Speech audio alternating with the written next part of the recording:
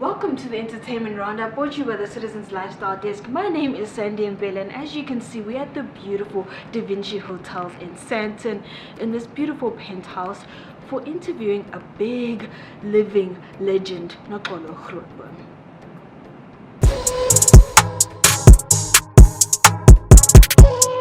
You know, I don't have any regrets because I cannot change the past. I cannot go back and alter whatever it is that I did not do well. I was received by those people and they really taught me what mentorship is. My future was shaped in quite a number of departments at the SABC.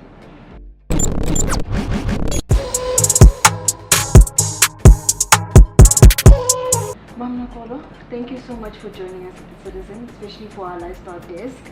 I'm thinking the past month has been crazy, right? Like you've gotten a lot of attention, a lot of media attention.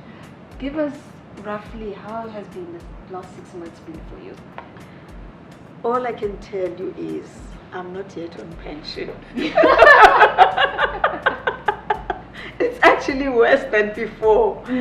It's like I'm working a 5-day week. What? Like, are you going in and out of interviews? Are you doing meetings, preparations? What's happening? Everything. Interviews, meetings, preparations, you know. I'm even getting some jobs in Yana, you know. Because you were supposed to be retiring, but then everyone's like, no, you're not retiring. Yes. Yeah. I'm actually working. Yeah. I'm yet to you know, experience the retirement I was expecting. And I laughed the other day. My husband was saying, hey, when is our 3 months starting? Because you promised us the first 3 months of your retirement. Yes, it's been hectic. Yeah. And how are you enjoying the attention, or do you want to be reclusive back to yourself in your own little world? You know, it's not necessarily a question of enjoying the attention. It's all about responding, you know, to what I have received from South Africans for all these years. You know, if they want more of me, let me give them what they want. It also gives me, you know, a platform to say thank you and a platform to show my appreciation as much as they've shown their appreciation for me. Yeah, because when you started at the SABC 37 years ago, when you were just a typist, like where did you think the journey would take you? Before you became a news writer, when Noxolo Grootboom walked in the offices, where did she think she was going? You know, I was at the typing pool. You know, I think I was typing scripts for films that were going to be dubbed into African languages. You know. So obviously, as I was typing the scripts, I would, you know, make some corrections here and there, add some beef here and there. So I was like, I wish I could, you know, join the translation team and be one of the translators. You know, it was never. But remember, I was just a girl from the Bundus. You know. The SABC was like this massive organization for me. And I was at this tiny dubbing department, you know. And I was only exposed to, you know, such. That is why I'm saying, because I was a typist and I was handling scripts, translated scripts, and I wanted to be one of the translators because, you know, I could see where the films go, you know. I could add this and that, I could spice up here and there. So the media world, the entertainment world was always in your realm, it was always in your space? No ways. You know, when I joined the SABC in 1983, I was simply applying for a job. I came to Johannesburg and I was looking for a job. I desperately needed a job because it was just my mom, myself, and my 2 brothers. And we're staying in back rooms. And I needed to be that helping hand to my mom and help my brothers through school. So I was looking for a job, simply as that. Yeah, and then you find it with the And I SABC. found a job. Yeah. And I found a job at the SABC. I was a typist. Yeah. But the more I got to know about this organization, I said, you know, this is the window. You don't know what tomorrow has in store for you. Yeah. Keep your eyes open. And I think not a lot is mentioned or known about your life before the SABC. You've touched on it now about your mother, your brother. So give us a bit of like history of your childhood. You know. Well, I grew up in the Eastern Cape, at Hilltown, in a village called Yatyocha. I was brought up by my grandparents on my mother's side until I was 11 years old. Now, at my grand's, that is at Yatyocha, that is, I would say, those were my formative years. My memories lie there. Yeah. The best part of my childhood lies there. So Fort Beaufort, Hilltown, Yatyocha is home to me and will always be home. It's very close and dear to my heart. And then I joined my parents when I was 12 in Butterworth, still in the Eastern Cape. And then, due to circumstances beyond my control, in 1980, I joined my mom in Johannesburg and with my two brothers. And that is how I got to Johannesburg.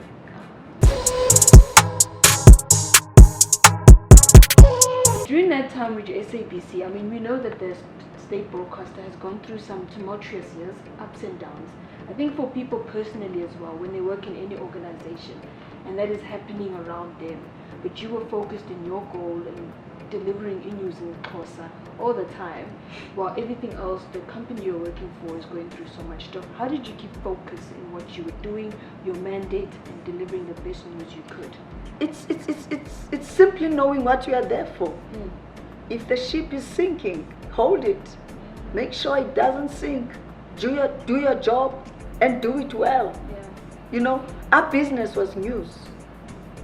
No matter what was happening around us, come 7 o'clock, viewers out there are expecting us to dish out news to them.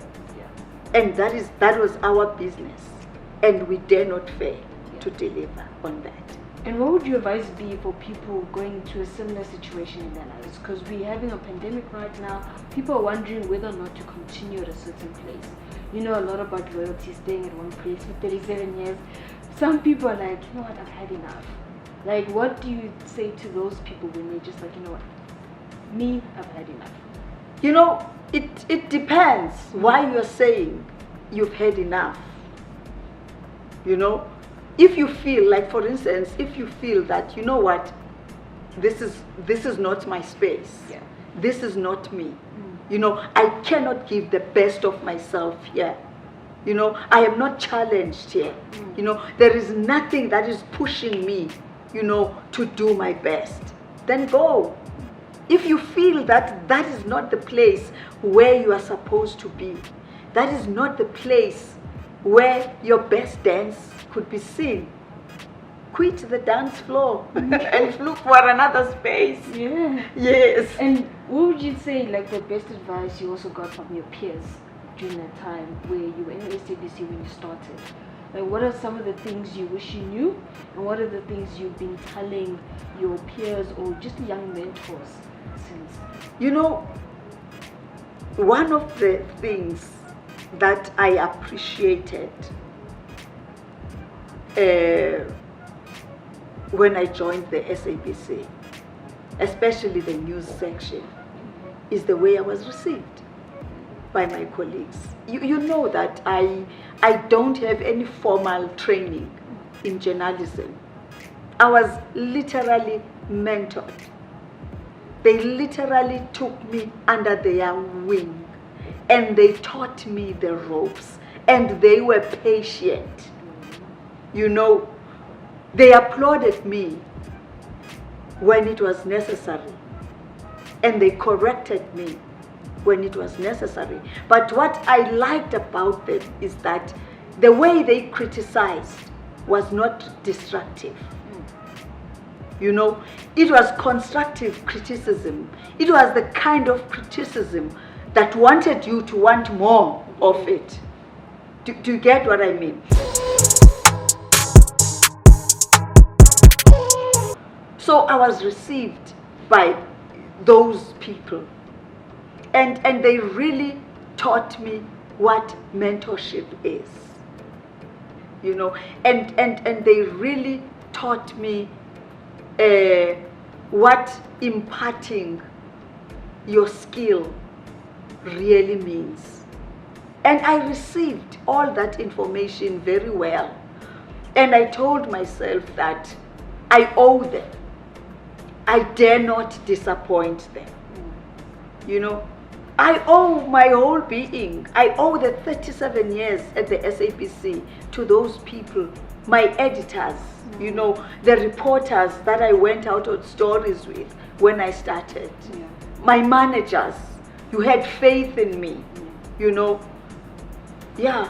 So when you started out, like, who would you say you looked up to?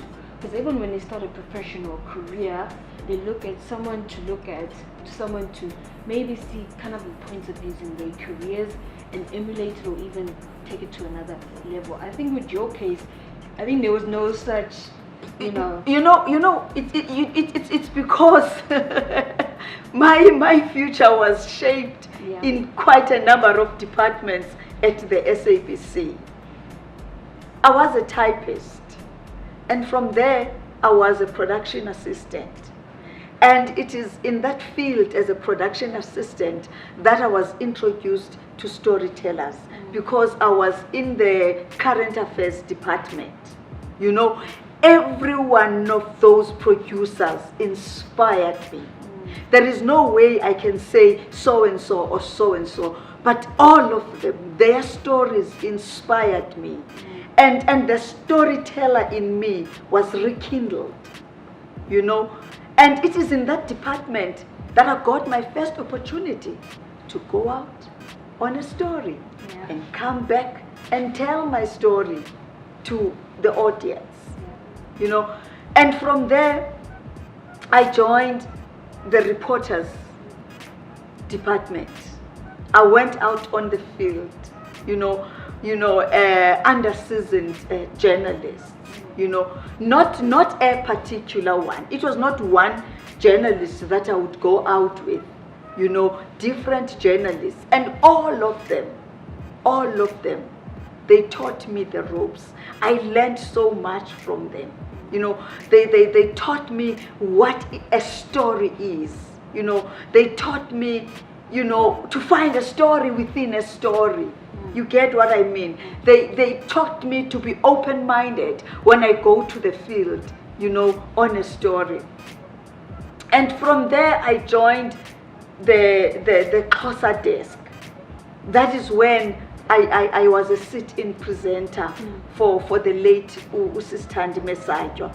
And it is again Sandisiwe Mbhele whom I admired as a newsreader, who mentored me whilst I was still sitting in for her.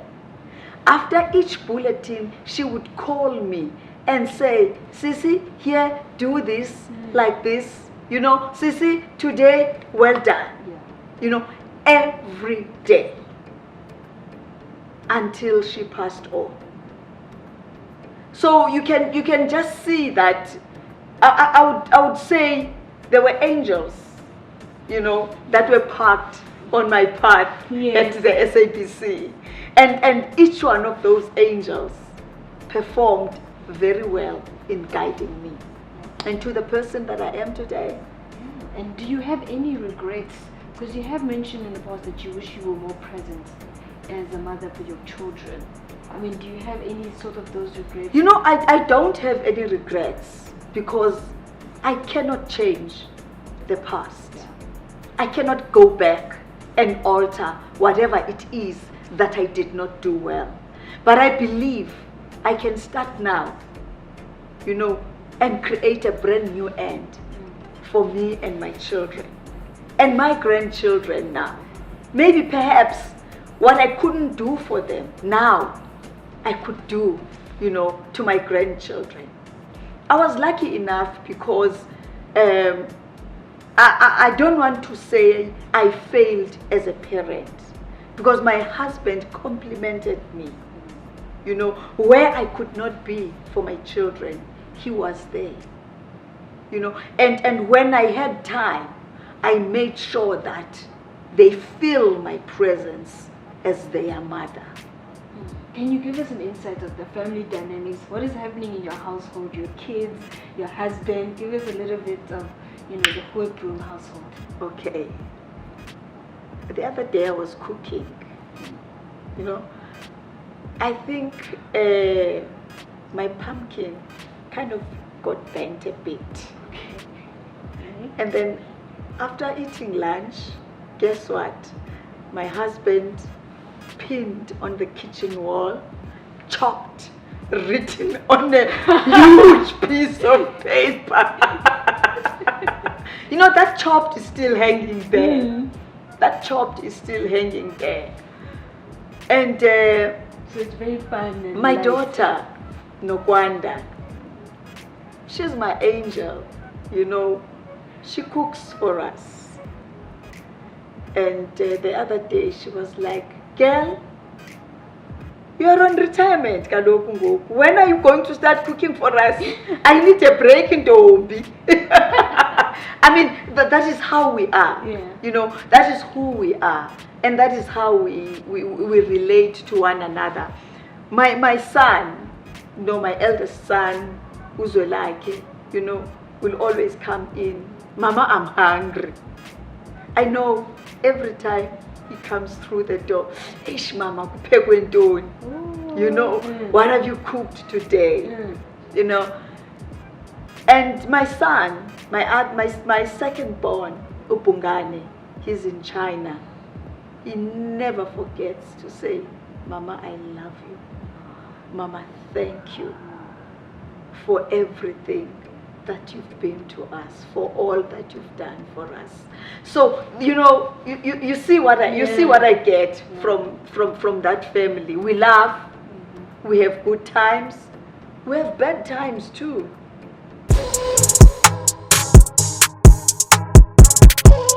Many of our readers, when the story came out of your retirement, they're like, guys, she has not aged at all. We were all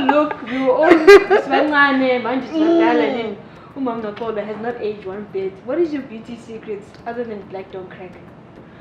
Man, I think when God created me, he was in a very good mood. I mean, that's all I can think of besides good genes anyway. Yeah. And who are you wearing today? Because you look beautiful, honestly. Do you know, is it a local designer? It's a local designer. I'm wearing Ara. Yeah, I love it. I love it too. You look beautiful. Thank you. So, are we gonna expect? Okay. Sorry. Okay. Can we expect TV specials from you? Books? Since you said you have not stopped, it's continuing. The journey continues. Well, for reasons best known to me, a book is a no-no. Okay. For reasons best known to me, a book is a no-no. What I will do in future, maybe you can ask me after my 3 months of real retirement. Yeah. Because it is then that I will start thinking, you know, and responding to whatever I have. Yeah, what is real retirement and look responding like? to whatever I have in my hands at the moment. Maybe after 3 months, when I get my 3 months, you know, of my first 3 months of retirement and rest and think thoroughly.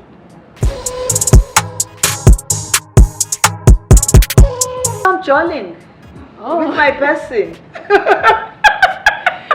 That's how you keep it alive. Yes, I'm going on a jol with my person, you know. Yes, that's all we'll be doing. Yeah. You know, just me saying to him, thank you very much for all the years, you know, that you've been there for the children when I could not be there for the children. Thank you for tolerating all the nonsense from me for all these years. Yeah. Thank you for understanding your stubborn wife. But more than anything, thank you for loving me enough to stick with me till now. It's been 40 years. Oh, and counting. And on a light note, are you one of those people, do you like watching series? What do you listen to music-wise? Oh, I'm a TV junkie, Sana. I'm a soapy junkie. Every soapy in South Africa, I watch. Yeah. I still watch Generations, by the way. Oh, you're still watching Generations? Yes, yes. And Zanzi Magic shows, do you also... All of them. Yeah. All of them. All of them. I binge. You know, I make sure that I record what I cannot watch live, and then I go back later, and I'm a TV junkie. And I also love reading. I love books. I love books. Give me a book anytime. Current read? At the moment, I'm back, you know, I'm reading my Bible. At the moment, I'm reading my Bible. I'm trying to reconnect, you know, with my call as a preacher. Oh, we do know. I'm trying to reconnect with my call as a preacher, because now that's one thing that I will be able to dedicate my time to full time, you know. After dishing out the news to South Africans, now I'm gonna dish out the good news. Oh, being a preacher, are we expecting you to have your own church, or are you gonna be part of a church? I'm a preacher of the Methodist Church of Southern Africa. Yes, yeah.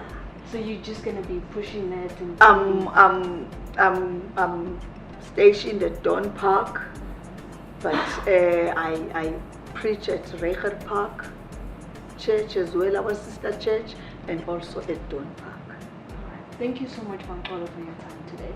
Thanks, my darling. Nice talking to you. Nice talking to you too.